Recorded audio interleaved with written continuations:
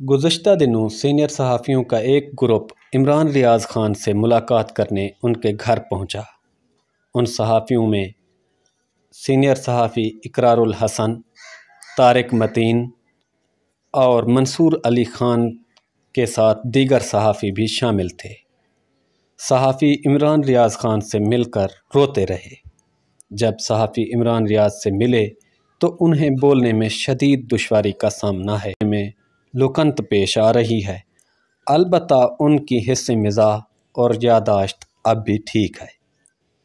صحافی اقرار الحسن نے مذاق کے موڈ میں کہا کہ آپ نے دوران قید میری کوٹ لگانے کا تو نہیں سوچتے رہے؟ اس پر عمران ریاض ہلکا سا مسکرا دیے۔ فی الحال صحافی ان کی دوران قید کن حالات کا سامنا کرنا پڑا اس پر بات کرنے سے گریز کر رہے ہیں۔